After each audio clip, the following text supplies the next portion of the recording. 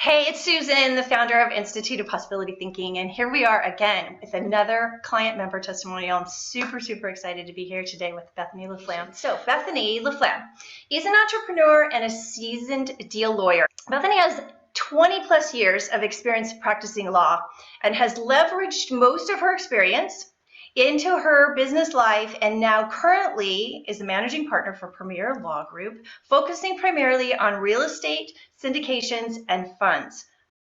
Look at those key performance indicators. What would you name as a couple of concrete things that have come out of this? So knowing what you want, right? Unfortunately and unusually is such a common thing that we have women's groups, we have men's groups, but women tend to not know what they want.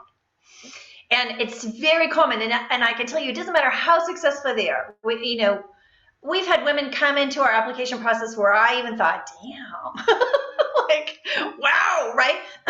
And yet, what do I hear first thing out? They don't know what they want, right? They've had all the success, perhaps even lots and lots of accolades, a great title, position, responsibility, authority, and yet I don't know what I want to do now. So what else besides knowing what you want? It sounds like you are better able to, when I listen to you, I hear you're in your description that you're also better able to make decisions that work for your end goal, right? And not be too distracted with all the other ones. That's right. I am better able to make decisions and not have to just weigh everything out like I typically do. I'm like, I need all the information, and then I have to weigh all the information, then I'll finally maybe make a decision.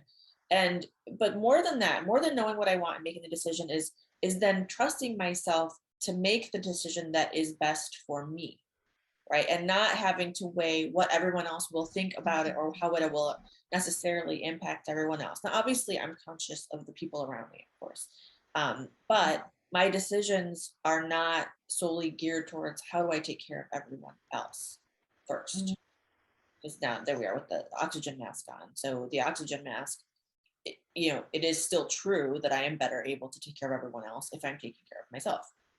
And so I guess it's trusting myself is a thing that I've really gotten out of this, which I don't think I did before, or at least I didn't stop long enough to think about it. Right.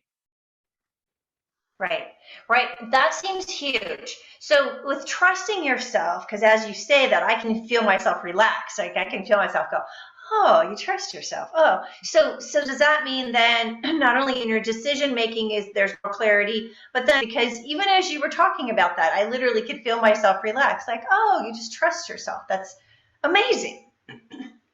It's freeing. That's a type of freedom right there, I think. I mean, I don't need to worry about, if I trust myself, then I don't have to worry about relying on anybody else to do anything I don't need anybody else to do anything for me. Now, is having other people around me supporting me important? Yeah, for sure it is.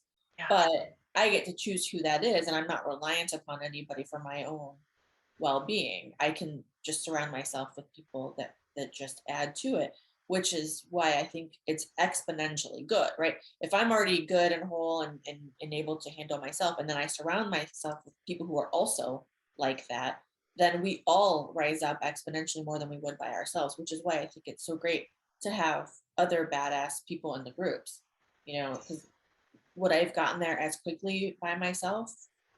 Almost definitely not, right? Because it's easier to look at somebody. You can always point stuff out in other people and just say, oh, I notice that this person always does this, and then you just go, oh, it's like that too. And so I think it's just easier to see when it's somebody else.